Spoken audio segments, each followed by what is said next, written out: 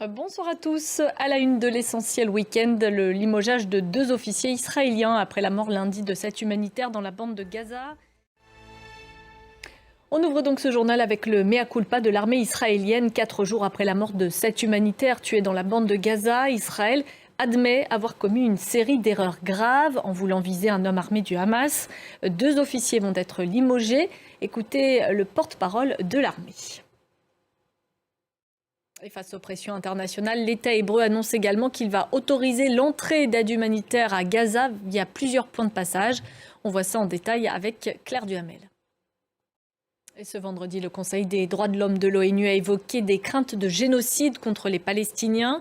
Il exige l'arrêt de toute vente d'armes à Israël. Les précisions de Jade Lévin. Israël ne combat pas seulement dans la bande de Gaza, la Syrie et le Liban sont également régulièrement visés. Un raid mené sur le consulat iranien de Damas lundi a notamment fait 16 morts et provoqué l'indignation de plusieurs dirigeants arabes. Le chef du Hezbollah libanais, Hassan Nasrallah, s'est exprimé sur le sujet ce vendredi après-midi. En Iran, justement, des milliers de personnes sont descendues dans la rue ce vendredi pour rendre hommage aux 7 militaires iraniens tués dans le raid contre Damas. Ils réclament une riposte de Téhéran. La correspondance de Siavosh Ghazi. Au Sénégal, le Premier ministre Ousmane Sonko vient d'annoncer la composition de son nouveau gouvernement, une équipe de 25 ministres. Et on retrouve tout de suite à Dakar notre correspondant Elimane Dao. Elimane, bonsoir. Quels sont les noms à retenir de cette nouvelle équipe ministérielle? Écoutez, l'équipe ministérielle est composée de 25 ministres. Elimane Dao en direct de Dakar, merci beaucoup. 30 ans après le génocide des Tutsis au Rwanda, des commémorations vont débuter à partir de dimanche. Le président Paul Kagame a notamment prévu de rendre hommage aux 800 000 victimes en présence de dirigeants étrangers. Cela fait des années que le pays mène un important travail de réconciliation et de reconstruction. Les nouvelles générations, elles, ont appris à vivre avec cet héritage. Rebecca Martin.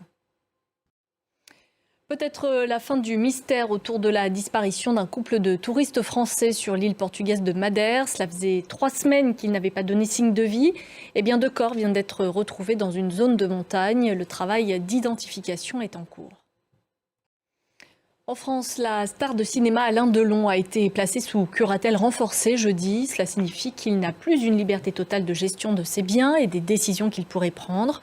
Âgé de 88 ans et souffrant d'un cancer, Alain Delon est au cœur d'un bras de fer que se livrent ses 3 enfants par médias et justice interposée. Mathilde Collet. C'est la fin de ce journal. Merci à vous de l'avoir suivi. L'information continue sur France 24.